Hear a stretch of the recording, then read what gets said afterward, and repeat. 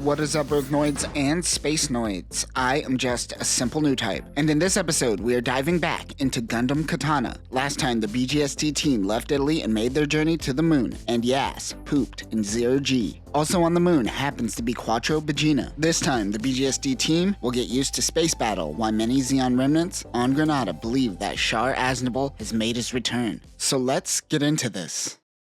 In Granada, someone is informed that Char Aznable is back. Ito tells Mingle to get a hold of Richard immediately. He wants to get things going. Behind the two is Quattro. The BGST team is amazed by how big the city is. Some are amazed by the lack of sky. Remember, the moon is tidally locked with Earth, meaning we only see one side of the moon ever. Von Braun is built on the bright side of the moon that could see Earth. Granada, however, is on the dark side of the moon. The city is always facing side 3. Which Granada helped build. It is the only colony beyond the moon, which is why they are more sympathetic to the Principality of Zeon. Even now, post-war, as a republic, this relationship with Granada continues, even though it is under EFF control now. Granada is now a camping grounds for many Zeon remnants. In other words, they need to be on guard. As they walk through the city, Yas yells, "Oh my god, they have a McDaniels here." He wants to try the regional lunar teriyaki burger. I know two guys who spend way too much money at McDaniels. Mingle tells Yas to control himself. O'Connell notes that this place has changed a lot since she was here.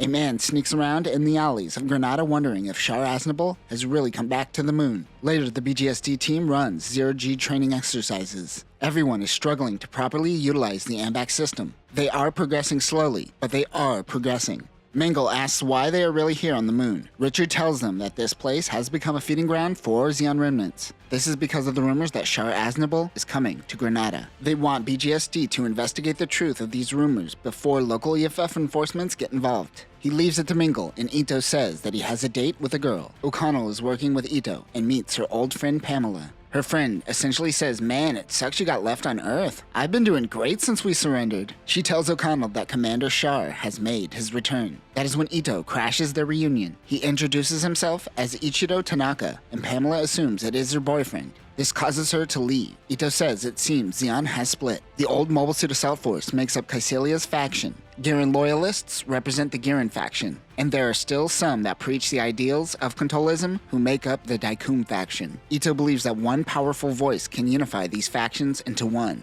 This most likely is why Char is here. Ito wonders who Pamela is. O'Connell tells them that they were born on Side 3, but both grew up here in Granada. Her father was a researcher for the Flanagan Institute. Pamela visits her father, Dr. Henry, who was the man at the beginning of this chapter. He says that their days of hiding are numbered. They look up to a mysterious mobile armor. O'Connell and Ito learn that Zeon remnants have been planning something since the end of the war. They think that if Char is here, he will contact the Flanagan Institute, as he was a part of Caecilia's faction and the Flanagan Institute was under her control. Ito wants to sneak into Pamela's house. He needs O'Connell to distract her. She asks Ito once again that this isn't some trap to get her to betray Zeon. He also once again reminds her that BGST team doesn't need her help with Zeon, just true federal. Ito sneaks into their house to find that Pamela's dad, Dr. Henry, was the source of the rumor of Char, and that he will make a declaration unifying Zeon soon. Ito makes this face. That is when Pamela comes rushing out yelling that Char is going to make a declaration to the world soon, making Ito's spy mission pointless. Good job.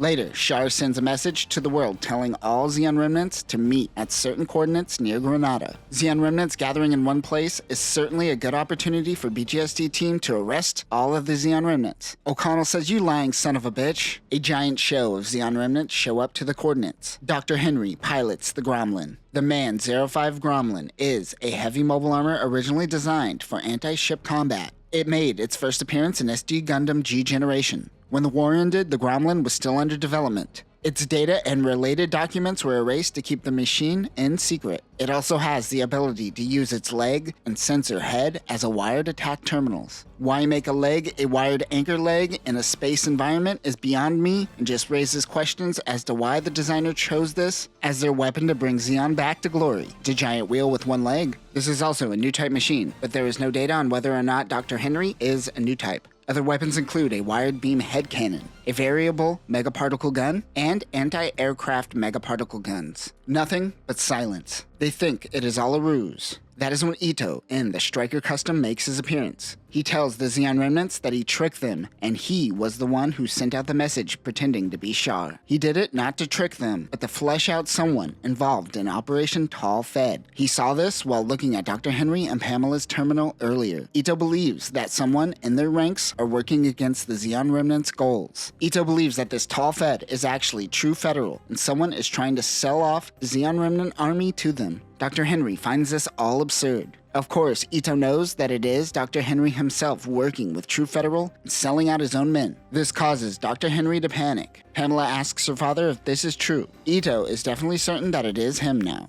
The Gremlin begins attacking Ito's Striker. He begins attacking anyone who gets in his way. In the distance, a red Gundam makes its appearance on the battlefield. The BGSD team begins attacking the mobile armor. Dr. Henry wants to destroy Granada and start anew under Caecilia's honor. Granada begins evacuating the city. Paul Mercury, who is clearly just Freddie Mercury, with the chest out and everything, is the commander of a ball unit. He whips his balls out and helps the BGSD team. This guy also likes to snap his fingers. Everything he says is a quip about making things snappy and doing things in a snap. It gets old real quick. The Gremlin fires, taking out Ito's thrusters. The Striker jumps on top of the mobile armor. The mobile armor fires its megaparticle cannon at Yas. Ito and the Striker jumps in front of him. He spins his custom dual beam saber and dissipates the beam, saving Yas. The Gremlin begins crashing into Granada. The Striker holds back the mobile armor like that one famous Spider-Man issue. Ito's Striker is at its limits. Dr. Henry goes mad and takes out his own daughter Zaku.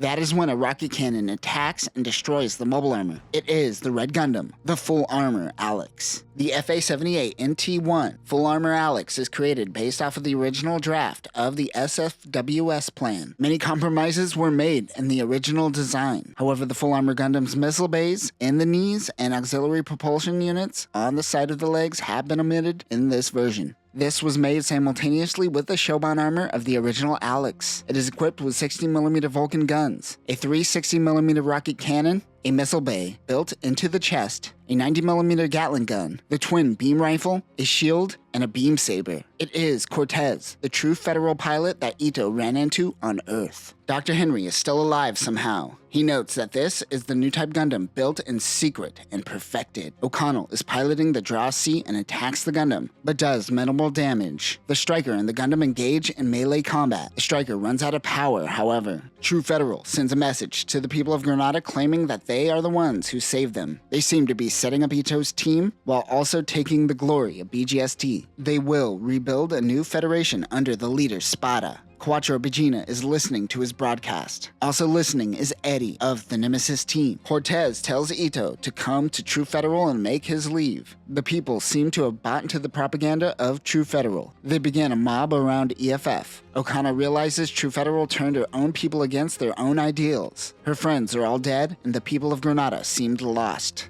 She will get a revenge on True Federal. Ito tried his typical gotcha method of solving his problems and ended up getting Zeon killed. He betrayed O'Connell's trust, and it is all his responsibility. Looking at the damage at Granada is Yuji Arcana. Ito asks Mingle what he should do in moments like this. Mingle doesn't say anything. He just drops a wakizashi in front of him. Ito pulls out the dagger and tries to commit harikiri. Mingle goes, "No, you idiot, I'm trying to make a point." He backhands Ito across the face in good old bright fashion. He tells Ito that he lacks benevolence, which is something a leader must have. Mingle says that he is nothing like Kanesada and has much to learn. O'Connell overhears this conversation. The Full Armor Alex lands on a Pegasus-class ship. On board, True Federal members gather around Lord Spada, who is clearly a Darth Vader ripoff. Cortez is praised for his actions, but his mission of getting Ito on their side is still his primary mission. Cortez doesn't understand why Ito is so important. Standing by Cortez happens to be Major Saki Desao of the Nemesis team. Back at Granada, the BGSD team are monitoring the Pegasus-class ship. EFF higher-ups won't let them pursue, and they aren't really hiding themselves. They try to get its identification number to try to expose them. The BGSD team still struggles to adapt to space combat. Paul Mercury watches them struggle. Yas asks Paul if he could train them for space battle. He says he will consider it.